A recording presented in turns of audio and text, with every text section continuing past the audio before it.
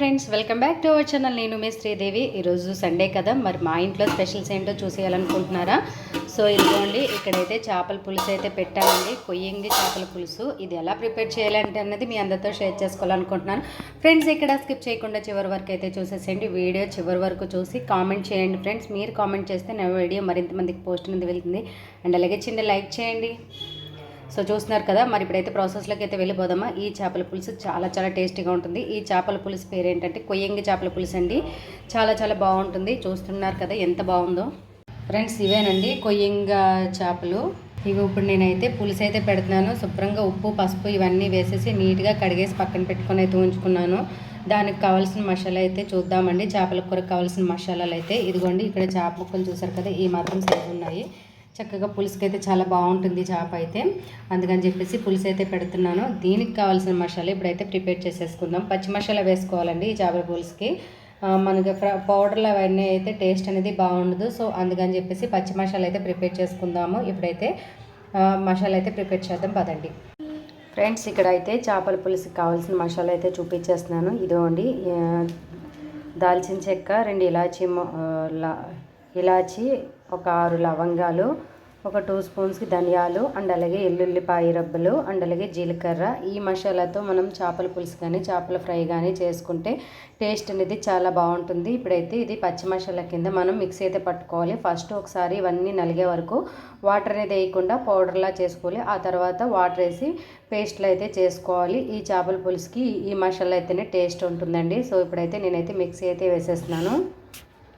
ఇదండి చేపల పులుసుకి కావాల్సిన చేపల మసాలా అయితే పేస్ట్ అయితే రెడీ అయిపోయింది కదా. ఇప్పుడు ఇదంతా ఒక బౌల్లోకి తీసేసుకొని మనం కూరకు కావాల్సిన ఆనియన్ పేస్ట్ కూడా ప్రిపేర్ చేసేసుకుందాం. అండ్ అలాగే ఒక టమాటో కూడా వేసుకొని మిక్సీ అయితే పట్టేసుకుంటానండి. ఇప్పుడు ఆనియన్స్ కూడా చూపించేస్తాను. మీడియం సైజ్ ఆనియన్స్ అయితే తీసుకుంటున్నాను. ఈ 3 ఇప్పుడు మనం పీల్ తీసేసి పేస్ట్లు అయితే చేసుకోవాలి. ఇందులో ఒక టమాటా వేసుకుందాము. ఇదిగోండి ఫ్రెండ్స్, ఇక్కడైతే మీడియం సైజ్ ఆనియన్స్ అండ్ అలాగే టమాటా కూడా ఇవన్నీ మిక్సీ పట్టేసుకొని పేస్ట్లు అయితే చేసుకుందాం. ఇప్పుడు కూరకు సరిపడగా ఆయిల్ అయితే వేసుకున్నాం కదా. ఇప్పుడు పచ్చిమిర్చి అయితే ఒక 6 వేసుకుంటున్నాను. అండ్ అలాగే ముందుగా దంచి పెట్టుకున్న ఆనియన్ పేస్ట్,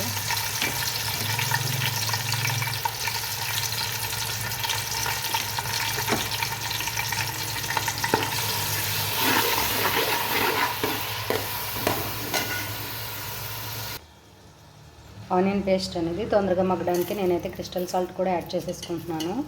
మనకి ఆనియన్స్ అనేవి తొందరగా మగ్గిపోతాయి హై ఫ్లేమ్లో పెట్టేసుకుంటే.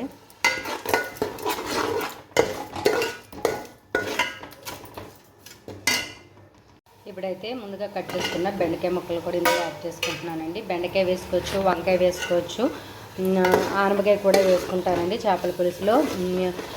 నేనైతే బెండకాయ ఎక్కువ వేస్తాను, ఎందుకంటే మా చిన్నోడికి బెండకాయ పులుసు అంటే బెండకాయలు అంటే ఇష్టము. సో చేపల పులుసులో బెండకాయ, కొత్తిమీర వేసి పులుసు పెడితే మా చిన్నోడికి ప్రాణం అండి. ఎంత ఇష్టం అంటే అంత ఇష్టము. మరి మీకు కూడా ఇష్టమా లేదా అనేది నాకు కామెంట్ సెక్షన్లో కమెంట్ చేయండి. నాకైతే వంకాయ అయితే ఇష్టం అండి, మా పిల్లోడికి అయితే బెండకాయ ఇష్టము. సో ఇంకా 2 వేస్తుంది చేపల పులుసు అవుతుందని చెప్పేసి 2 బెండకాయలు కట్ చేసి వేసుకుంటున్నాను.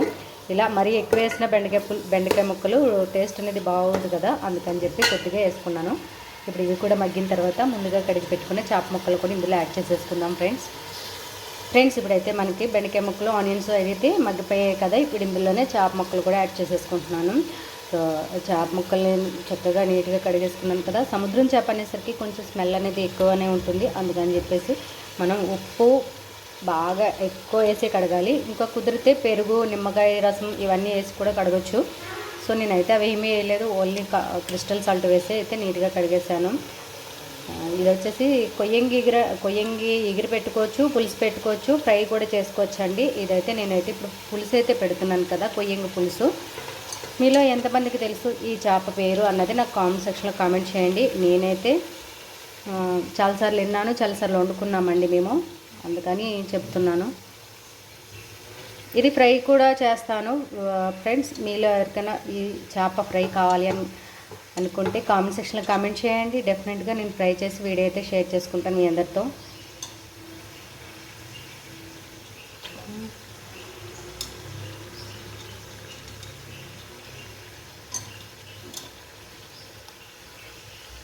ఇదిగోండి, ఇప్పుడైతే మనకి కారం కూరకు సరిపడగా రెడ్ చిల్లీ పౌడర్ అయితే వేస్తున్నాను.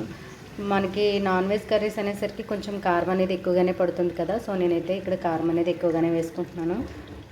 ఇది మే నెలలో ఆడించిన కారం అండి. ఇంత కలర్ఫుల్గా ఎందుకుంది అని అనుకుంటున్నారా? ఈ టిప్ అయితే బాగా యూజ్ అవుతుంది అనుకుంటున్నాను అందరికీ. నాకు 1 ఇయర్కి సరిపడగా అమ్మ అయితే కారం అయితే ఆడించేసి డబ్బాలో స్టోర్ చేసి ఇచ్చేస్తుంది. నేనైతే అది ఫ్రిడ్జ్లో పెట్టుకొని స్టోర్ చేసుకుంటా. నాకు కొంచెం కొంచెం తీసి కారం అనేది వాడుకుంటూ ఉంటానండి. సో ఈ ఫ్రెండ్స్ ఇప్పుడైతే కారం పసుపు కూడా వేసేసుకున్నాం కదా, ఒక 5 మినిట్స్ అట్లా మగ్గ పెట్టుకొని ఉంచుకున్న తర్వాత కొంచెం వాటర్ అనేది వేసేసి వాటర్ అనేది దగ్గరగా అయ్యే వరకు కుక్ చేసుకుందాం. ఈలోపు మనం ఇవన్నీ చేప ముక్కల మధ్యలోపు చింతపండు అయితే నానబెట్టుకుంటున్నానండి, చూపించేస్తాను కదా. ఇదిగోండి, ఇక్కడ నేను ఒక పెద్ద నిమ్మ సైజ్ అంత చింతపండు అయితే నానబెట్టాను. ఇది మనం ముందుగా నానబెట్టుకుంటే పులుసు అనేది చక్కగా ఎక్కువగా వస్తుంది, గుజ్జు అనేది. సో అందుకని చెప్పేసి నేను ముందే చింతపండు అయితే నానబెట్టుకుని పక్కన పెట్టుకుని అయితే ఉంచుకున్నాను. ఇదిగోండి ఫ్రెండ్స్, ఇక్కడ నేనైతే వాటర్ కూడా యాడ్ చేసేసుకుంటున్నాను. చేపల పులుసులో చేపల కూర అనేసరికి వాటర్ అనేది తక్కువగా వేసుకోవాలి. చేపల కూర ఎక్కువ ఉడికి చెడిపోయిందంట, మటన్ ఉడక చెడిందని పెద్దలు సామెత అది చెప్తారు. ఈ సామెత ప్రకారం మనం నాన్ వెజ్ కర్రీస్ అయితే ప్రిపేర్ చేసుకోవాలండి. సో ఇప్పుడైతే మనం వాటర్ అనేది దగ్గరగా అయ్యే వరకు వాటర్ అనేది దగ్గరగా అయ్యే వరకు కుక్ చేసుకోవాలి. ఆ తర్వాత చింతపండు గుజ్జు అయితే ఇందులో యాడ్ చేసుకుందాము. ఓకేనా ఫ్రెండ్స్, ఇక్కడైతే నేను వేసిన వాటర్ అనేది దగ్గరగా అయిపోయింది కదా. ఇప్పుడు మనం చింతపండు గుజ్జు అనేది ఇందులో యాడ్ చేసేసుకోవాలి. ఇదిగోండి, చింతపండు గుజ్జు నేనైతే సెపరేట్గా ఒక బౌల్లోకి అయితే తీసుకొని ఉంచుకున్నాను. ఇప్పుడైతే ఇందులో యాడ్ చేసేసుకుందాము.